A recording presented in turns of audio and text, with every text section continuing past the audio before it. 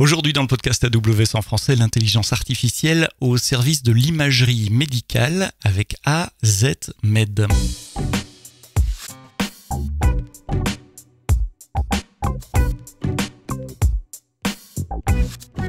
Bonjour, bienvenue dans ce nouvel épisode du podcast AWS en français tous les vendredis matins dans vos applications de podcast préférées, Google, Spotify, Amazon Music, Apple, Deezer et toutes les autres que j'ai oubliées, les bonnes applications de podcast.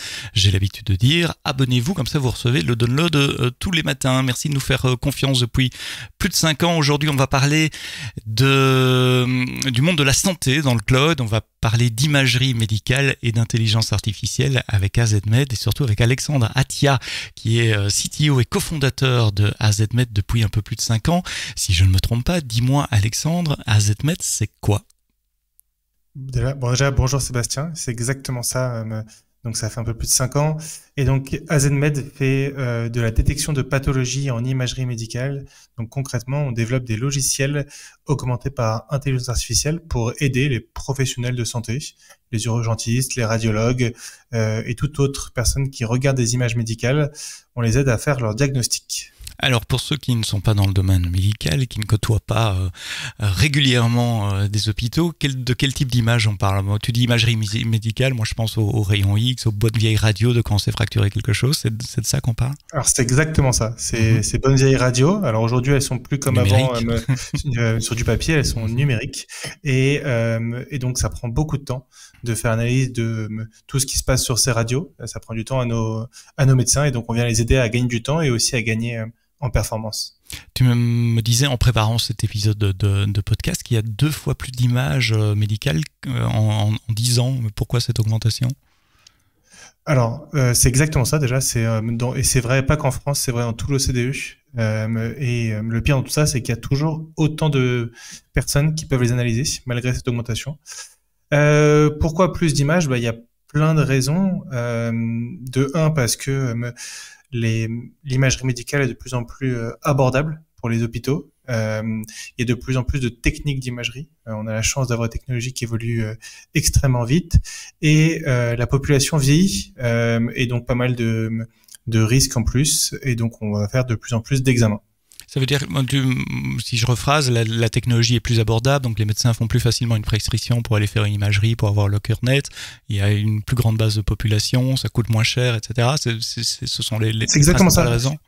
Ouais, c'est exactement ça. Aujourd'hui, dès qu'on a un doute, on va faire une radio, beaucoup plus qu'avant.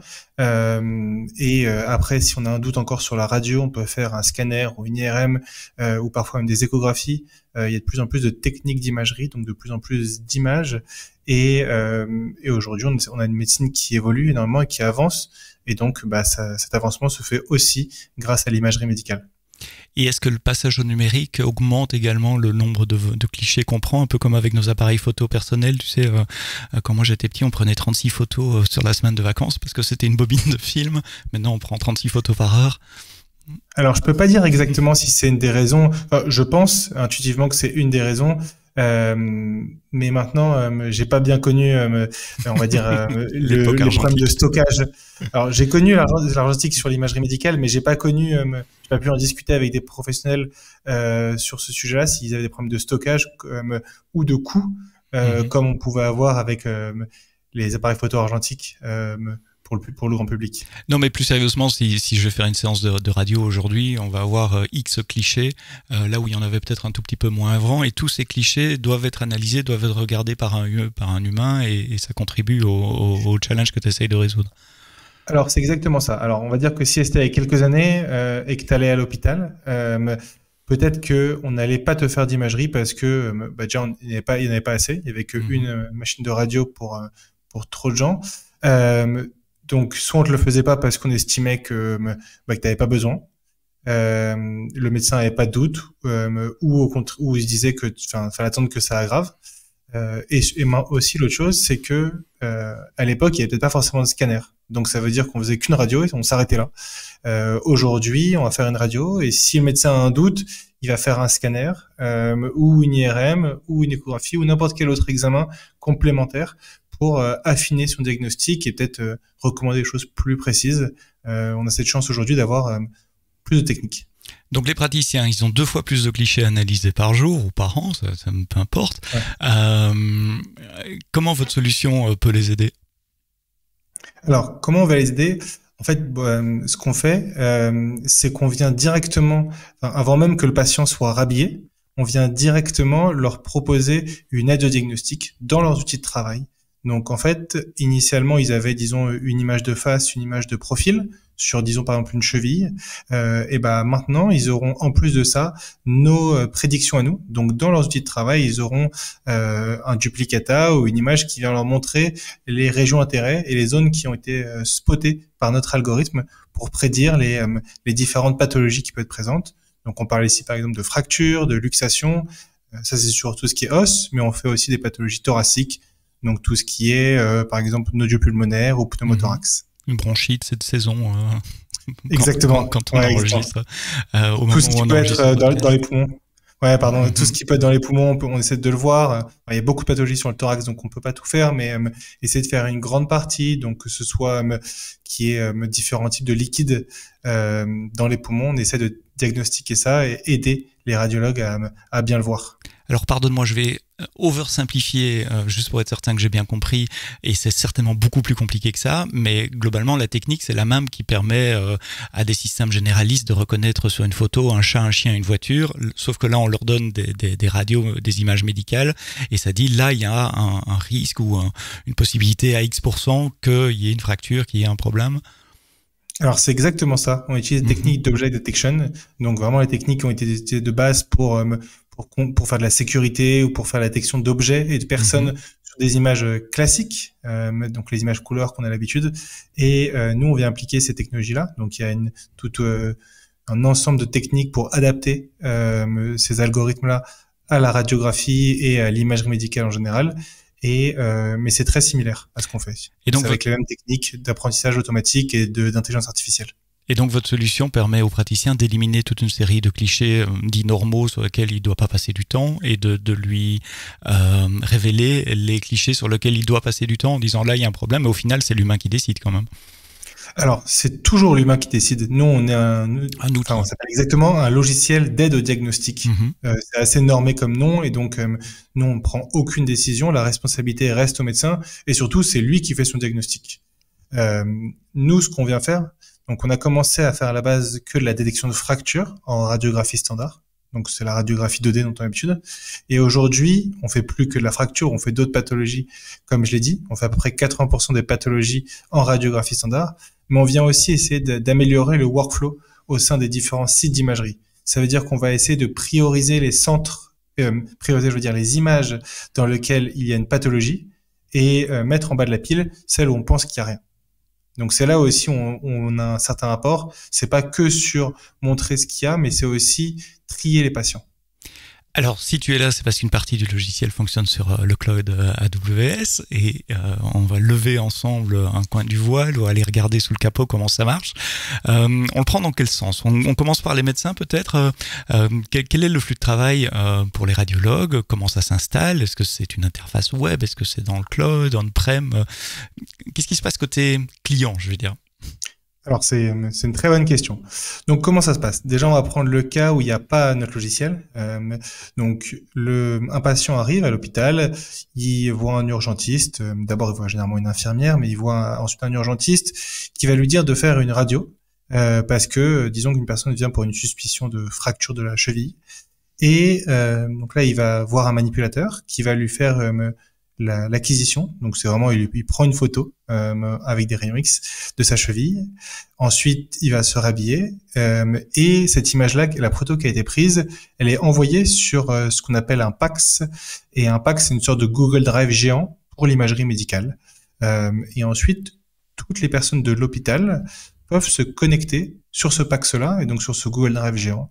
Que ce soit les radiologues, l'urgentiste en question, voire même des généralistes, ou par exemple un chirurgien orthopédique s'il y a besoin d'opérer derrière. Et un PACS, c'est un système standard qui fonctionne, c'est le même dans tous les hôpitaux, c'est on-prem, c'est dans le cloud? Alors, un PACS, c'est donc déjà on a eu, il s'est passé quelque chose de très bien, c'est qu'à la fin des années 90, il y a eu un standard qui a été créé, le standard DICOM, qui permet de normaliser tous les échanges et toutes les connexions en imagerie médicale et normaliser également les fichiers. Et un PACS, en fait, c'est un logiciel de stockage qui se base sur cette technologie DICOM et qui a pour but de vraiment stocker. Son vraiment but, c'est pas le seul, mais son principal but est de stocker et après de pouvoir redistribuer les différents types d'images médicales et parfois d'autres types de données médicales aux différents praticiens et aux différents logiciels. On peut tout y connecter sur un PACS, on peut y connecter une imprimante s'il faut imprimer une image, comme on peut connecter notre type de logiciel ou d'autres modalités. Et ça vient vraiment centraliser toute cette information. Et donc votre logiciel client d'aide à la décision vient se greffer sur ce data lake, moi je l'appellerais avec un langage d'informaticien, pour aller analyser les clichés qui ont été pris par le matériel médical. Et ces clichés sont dans un format standard. C'est exactement ça. Donc nous, donc là j'ai fait un peu le workflow, et la vie d'une image sans le logiciel. Et avec le logiciel, ce qui se passe, c'est que dès que l'image elle est présente sur ce PACS-là, donc c'est lors de la moins d'une minute après que la photo a été prise. Et donc, nous, on vient télécharger cette image-là, faire notre diagnostic et renvoyer un duplicata sur ce même PACS. Un et donc, c'est comme ça qu'en fait... à noter avec un petit carré, une petite flèche qui dit c'est là qu'il y a le problème. Exactement. Alors, nous, on fait pas des petites flèches, on fait des petits carrés, mais c'est exactement ça. Donc, on vient mettre sur le duplicata notre petit carré ou nos petits carrés avec aussi marqué un peu d'informations, donc le type de pathologie, à quel point on est confiant sur la prédiction, le logiciel est confiant sur la prédiction et on peut envoyer d'autres choses, par exemple un petit résumé à la fin pour voir la concordance parce que on fait l'analyse image par image, mais il faut aussi traiter le patient en soi, donc c'est un examen au total. Et on vient donc renvoyer tout ça sur le PACS et on sera dans la même série d'images. C'est assez important ça parce que on ne veut rien changer aux habitudes du radiologue ou aux autres professionnels de l'imagerie médicale. Il faut que nos images soient la suite des images originales. Et ce qui est important aussi, c'est le temps de prédiction. Il faut qu'on renvoie l'image au moment où le radiologue pose son diagnostic. Après, ça sert plus à rien, c'est trop tard. Donc nous, ce qu'on dit, c'est qu'on met le temps que le patient met à se rhabiller. Et donc vous avez typiquement quelques minutes maximum pour alors, charger les images, les analyser et retourner le résultat. Exactement. Nous, on se force et on fait en sorte d'optimiser le logiciel pour que ce soit le plus rapide possible. Mais généralement, c'est de l'ordre de la minute pour analyser un examen en entier. Alors, ce logiciel, il tourne où? C'est quelque chose que les hôpitaux installent dans leur batterie de logiciels ou ça tourne chez nous dans le cloud ou dans un autre cloud? Alors, on a plusieurs types d'intégration. Ça va dépendre évidemment de la politique de l'hôpital, la politique qui peut être présente dans le pays. Et puis, ça dépend aussi des préférences et des contraintes. Mais on va dire que l'intégration la plus courante qu'on a, elle est hybride. Donc, en fait, on demande à l'hopital de nous créer une machine virtuelle, donc de donner un peu d'espace dans leur serveur. Sur leur serveur, dans la data center. Et en fait, cette machine virtuelle nous sert de passerelle. Donc, elle sert à récupérer les données du PACS, vu qu'ils sont sur le même réseau local et ils sont la VM est on-prem. On peut facilement communiquer avec le PACS et ça nous sert à faire toute la partie anonymisation et l'extraction de données pour que ce qu'on envoie sur le cloud, là où sont faites les prédictions, ce soit que de la donnée anonyme et surtout on échange avec le PACS, avec le cloud de façon synchrone.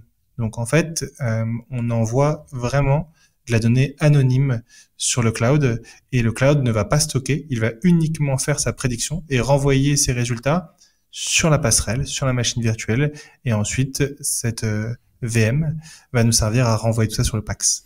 Et dans le cloud, quel type de déploiement vous avez choisi? Des VM, des containers, des lambda, un peu de tout? Alors, de toute façon, même sur la VM, tout est containerisé. Donc on utilise un peu les stacks un peu modernes, donc évidemment des conteneurs Docker, mais aussi du Kubernetes. Et sur le cloud, en fait, on a différents types d'instances AWS. Donc, on utilise un ensemble de modèles.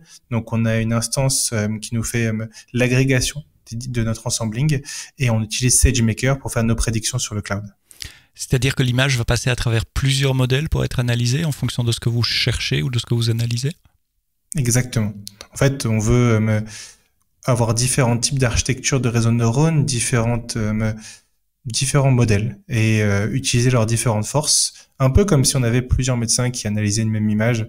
On veut enlever l'erreur et donc pour réduire l'erreur au maximum, il faut avoir différentes couches de personnes et donc là c'est différentes couches de modèles et donc chaque modèle prédit indépendamment et ensuite on vient combiner leurs prédictions pour en faire une prédiction finale. Et l'appel depuis l'hôpital est synchrone, tu as dit, donc vous avez un orchestrateur de prédiction qui va distribuer les images et faire les évaluations en parallèle, je suppose. Comment ça se passe? Vous avez codé ça vous-même? Vous utilisez des orchestrateurs du marché, s'il en existe, je ne sais pas. Non, on fait toute cette partie-là nous-mêmes. Donc, on vient orchestrer nous-mêmes. Par contre, là où on se repose beaucoup sur AWS, c'est sur la partie scaling. Donc aujourd'hui, on est présent dans 40 pays, donc ça couvre un peu tous les fuseaux horaires, mais on voit quand même des pics au milieu de la nuit, vu que notre principale cible est aujourd'hui l'Europe et la côte est des États-Unis. Au milieu de la nuit, il y a beaucoup moins de prédictions. Donc il faut avoir une possibilité de scaler nos instances et de faire de plus en plus de prédictions aux heures de pic. Et donc là, vous utilisez les mécanismes standards du cloud, l'autoscaling, qui va déclencher la création de virtual machines en plus pendant les heures, journées de vos clients principaux. Exactement. On utilise donc l'autoscaling d'AWS. On utilise aussi les différents load balancers pour recueillir toutes les requêtes des différents endroits. Tout ça grâce au service qu'AWS nous propose. Et SageMaker, Autoscale également, je suis pas spécialiste de SageMaker, peut-être que la question est naïve. Autoscale, c'est un endpoint de prédiction également. Comment ça marche à ce côté-là? Ouais, tout à fait, ça. Alors, en fait, on a différents modèles sur SageMaker. Tous les modèles ne sont pas utilisés en même temps. Ça va dépendre des centres. Et donc, il y a un autoscaling si besoin de nos différents modèles, s'il y a besoin de dupliquer certains modèles parce qu'il faut faire trop de prédictions en même temps avec ce même modèle-là. Et ces modèles, ils sont partagés entre clients? Vous avez des modèles spécialisés pour certains clients, je sais pas moi, à une marque particulière de matériel de prise de vue, j'ai envie de dire. C'est pas de la prise de vue, mais tu m'as compris. Ouais, bien sûr, je t'ai compris. C'est une super question et qui est pas du tout, enfin, elle peut paraître naïve, mais elle l'est pas du tout, en fait. Il s'avère que dans l'imagerie médicale, c'est pas juste un petit appareil photo de base qui fait des photos en noir et blanc. C'est une technologie assez puissante et avec une quantité d'informations qui peut être stockée qui est énorme, bien plus que nos petits appareils photo. Et donc malheureusement, on va dire heureusement et malheureusement, ce stockage d'informations va faire que d'un centre à l'autre, d'un hôpital à l'autre, d'une machine à l'autre, on va dire d'un bassin de population à l'autre, les performances peuvent varier et donc c'est notre travail parce qu'on est obligé et on s'oblige à avoir des bonnes performances dans tous les pays, dans tous les différents types de centres. Et donc on partage nos modèles, mais tous les modèles ne sont pas partagés à tous les centres. Et donc on essaie de choisir à chaque fois les meilleurs modèles pour chaque centre. Oui, ça rajoute une couche de complexité à l'orchestrateur dont on parlait, parce que ça veut dire qu'il ne faut pas non seulement orchestrer en fonction du métier, donc je veux faire tel genre d'analyse, mais c'est aussi d'où vient l'image, de quel hôpital, de quel appareil, ça doit partir plutôt par là ou par là. Donc c'est un ensemble de règles de connaissances qu'il faut maintenir à jour. Exactement, c'est exactement ça, c'est tout un travail. On a une équipe d'ingénieurs et de développeurs qui travaillent sur ça au quotidien et c'est leur métier d'optimiser ça, donc d'optimiser ces règles-là, de trouver le chemin le plus facile à chaque fois, mais aussi de développer les algorithmes qui vont soit le mieux généraliser, soit qui vont aussi avoir les meilleures performances pour le plus grand nombre de centres. Mais ça veut dire que, et de nouveau, je connais rien au monde médical, que le même appareil, même type d'appareil, fabricant et type d'appareil, installé dans deux centres médicaux différents, suivant ses paramétrages ou voire suivant l'opérateur, va produire des images qui, statistiquement, puisque finalement le modèle d'IA derrière c'est de la statistique, vont être différentes à analyser. Alors, en fait, à l'œil nu, elles seront oui, bien sûr, similaires. Ouais. Mais en fait, quand on regarde l'histogramme, on se rend compte qu'il y a des vraies différences. Il me semble que c'est Andrew Ng, donc un des plus grands chercheurs qu'on connaît sur l'intelligence artificielle, qui disait allez faire une image et une radiographie à Stanford et aller au bout de la rue dans la Silicon Valley et vous aurez deux images qui, à l'œil nu, sont complètement identiques, mais qui, au niveau de l'histogramme, seront totalement différentes. Et ce problème-là de domain generalization est assez connu. On le connaît un peu plus pour les voitures autonomes. Typiquement, c'est pas pareil de les routes très larges des États-Unis comparées aux routes ou aux véhicules un peu anciens qu'il peut avoir de temps en temps, disons en Norvège, tout enneigé. Et ça crée des différences et ça peut faire des problèmes pour les voitures autonomes. Et ben c'est pareil pour nous avec l'imagerie médicale. Et en fait, ça peut être dû à plein de choses. Donc les techniques de prise de vue. Donc par exemple, si on prend une photo du pied, on s'arrête où au pied? Est-ce qu'on s'arrête exactement à la cheville, mais exactement à quelle os? Ça veut pas dire grand chose. Donc ça peut varier. Il y a aussi, on irradie quand on fait quand on prend une radio, on irradie. Et donc, il y a certaines règles qui dépendent des pays. Et ensuite, la force des rayons est pas la force des rayons est pas la même en Europe ou aux États-Unis, par exemple. Ouais. Non, tout à fait. Il y a des vraies différences. Après, il y a aussi les pathologies qui sont différentes. Selon les bassins de population où on va, ça peut être complètement différent entre un hôpital public dans la banlieue de Buenos Aires et un centre d'imagerie privée à Paris. On n'a pas les mêmes patients. Et donc, on n'a pas non plus les mêmes radiologues. Et donc, on n'a pas derrière les mêmes images. Et il y a certaines normalisations que vous pouvez faire avant d'envoyer les images aux IA, soit sur la gateway, soit une fois qu'elles sont dans le cloud. Bien sûr, évidemment qu'on on essaye de réduire ça avec plein de techniques, donc soit technique de généralisation au sein de l'algorithme, donc on lui apprend à généraliser, mais on fait aussi plein de choses pour pré-processer la donnée. Donc il y a des techniques de normalisation ou d'égalisation d'histogramme. Il y a plein de choses qu'on peut faire pour rendre l'image, on va dire, un peu plus similaire, mais c'est pas le faire à 100%, ce serait pas possible, ou sinon on perdrait beaucoup trop d'informations en fait.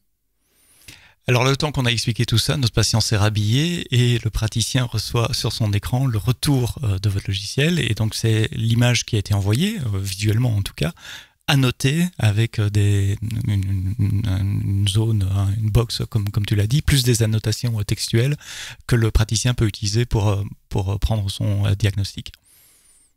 Alors c'est exactement ça. Donc là, le radiologue a les deux images, son image originale et l'image avec prédiction. Donc normalement, le but c'est qu'il regarde d'abord, ou en tout cas pour les plus juniors, l'image originale, et ensuite qu'ils viennent confirmer ou infirmer son diagnostic grâce à notre logiciel Revolve. Après, les pratiques peuvent différer.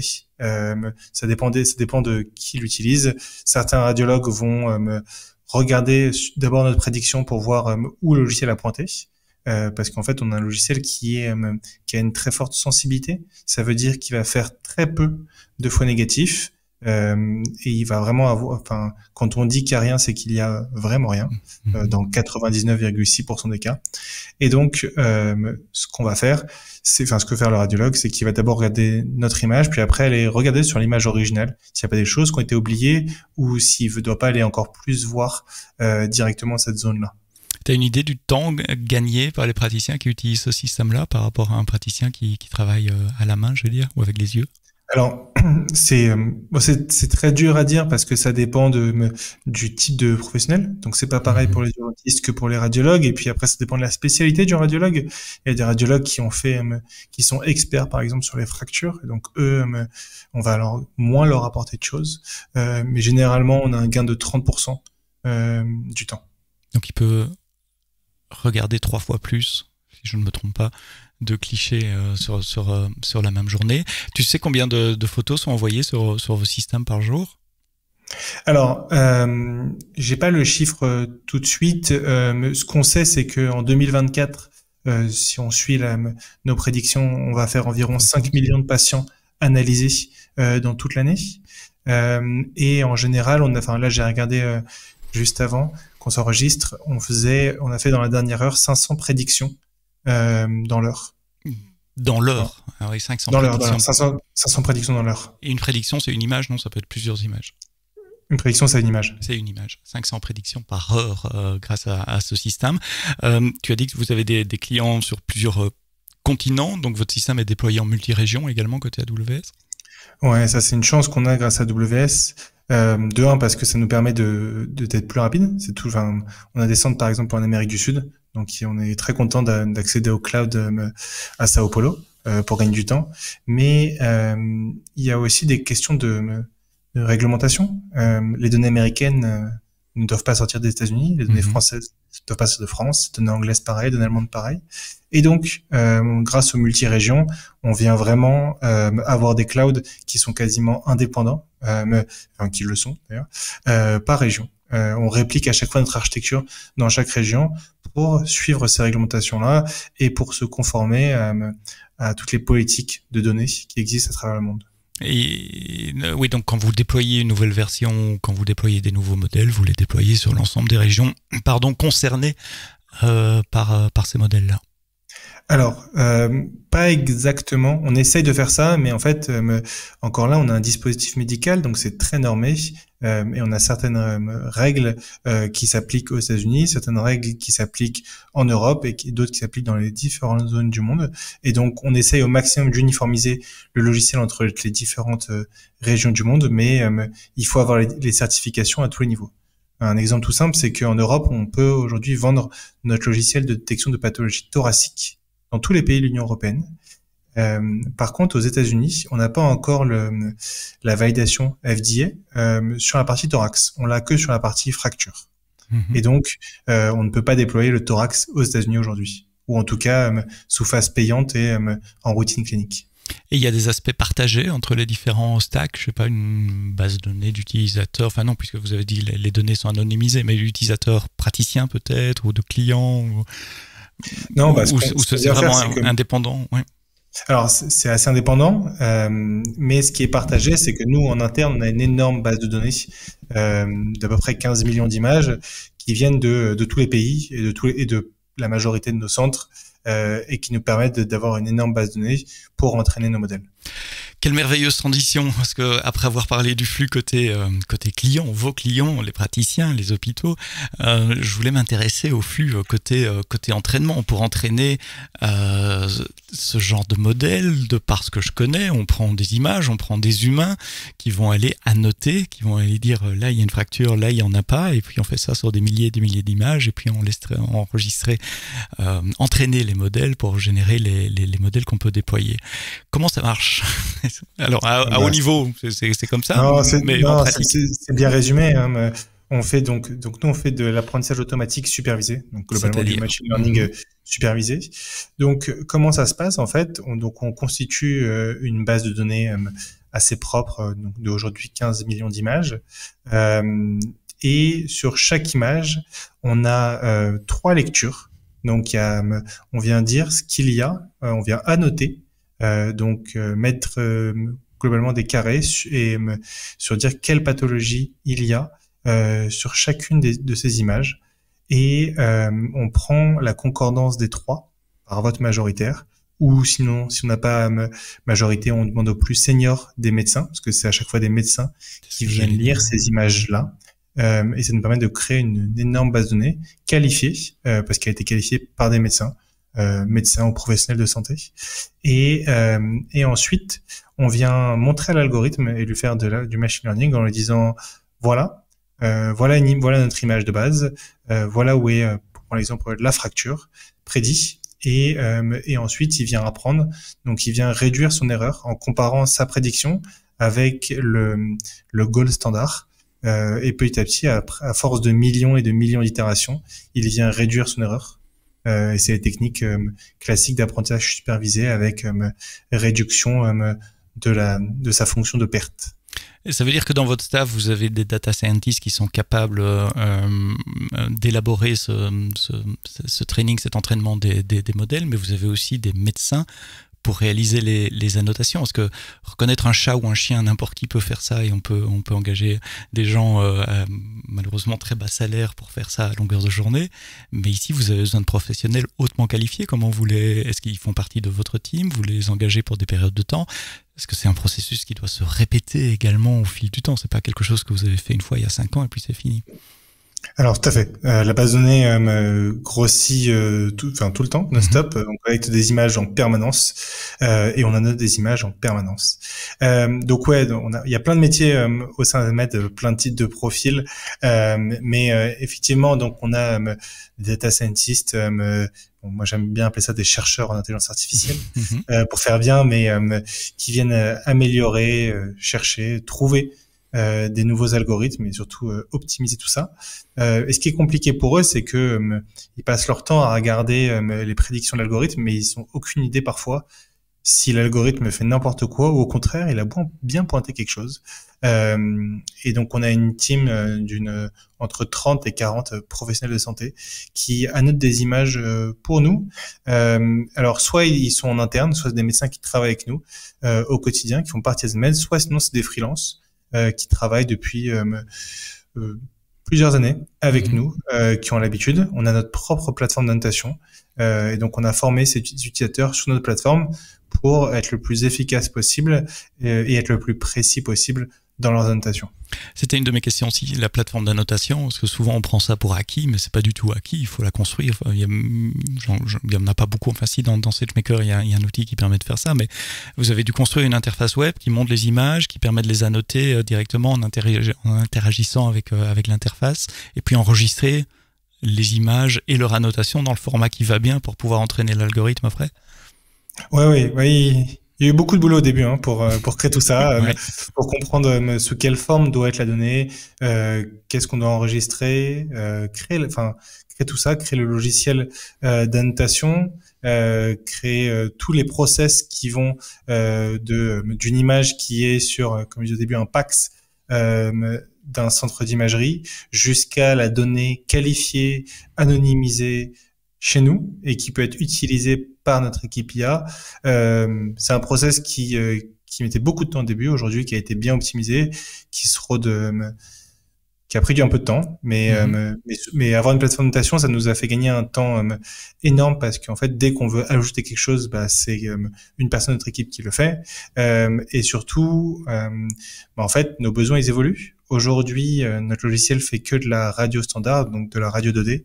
Et l'objectif pour 2024, c'est de travailler sur un produit d'imagerie 3D, donc un logiciel d'aide de diagnostic pour le scan.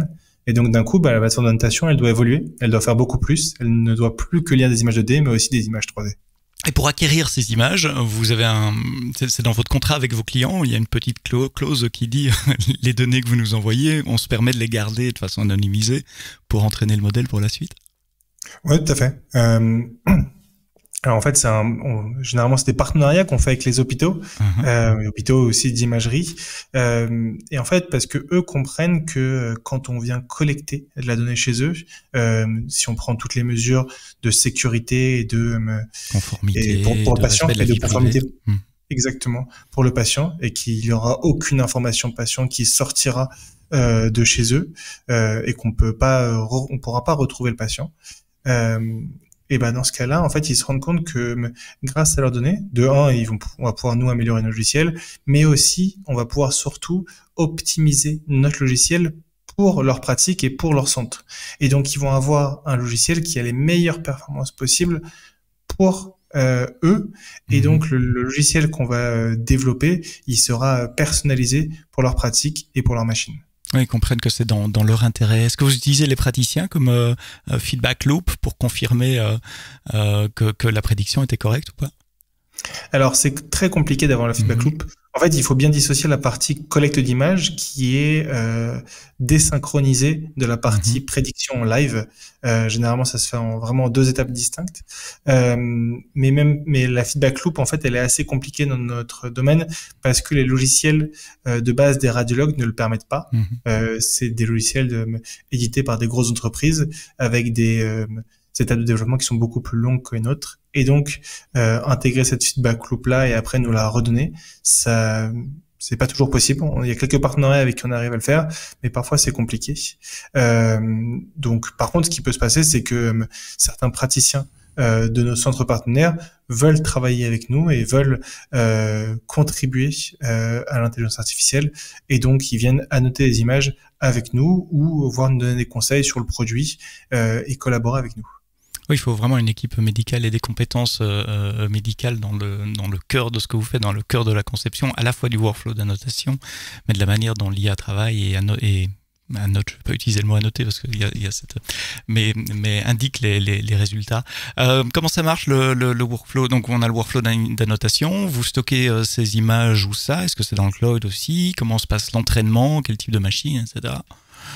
Alors, donc c'est une très bonne question. On va refaire depuis le début. Donc, les données, elles sont sur le PAX du client. On vient l'anonymiser et on l'envoie, nous, sur nos serveurs. Avec la MAM Gateway dont on parlait tout à l'heure, qui est cette VM installée chez le client.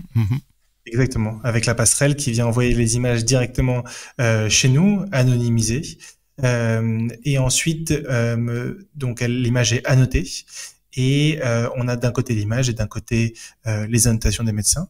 Et ensuite, les entraînements se font dans nos locaux. En fait, nous, on a nos propres GPU et nos propres serveurs pour toute la partie entraînement. Et donc, tout se passe chez nous. Évidemment, on a des backups un peu partout, avec une certaine redondance chez AWS. Donc, tout ce qui est S3, on utilise ça au mieux. Je crois que c'est S3 Glacier, si je me souviens bien. Pour l'archivage. Voilà, pour l'archivage. Et nos data scientists viennent se connecter sur nos serveurs et viennent lancer leurs algorithmes, viennent faire toutes leurs recherches et leurs expériences depuis, juste à côté d'eux. Donc, ils ont l'habitude de voir le serveur. C'est un choix pas courant d'avoir la partie production inférence dans le cloud, mais la partie entraînement on-prem. Pourquoi vous avez fait ce choix?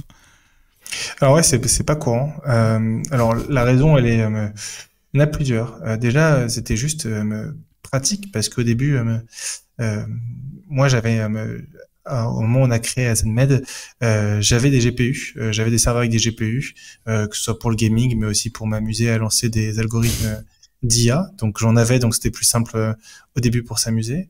La deuxième raison, c'est que on a recruté d'abord pas mal de juniors au début et quand je me souviens, quand moi j'étais junior et quand je lançais des expériences, j'avais toujours peur de lancer des expériences sur AWS parce que je me disais que mon expérience fallait qu'elle soit parfaite. Et dès qu'on lance une expérience, ça coûtait. Et donc j'avais peur de ça.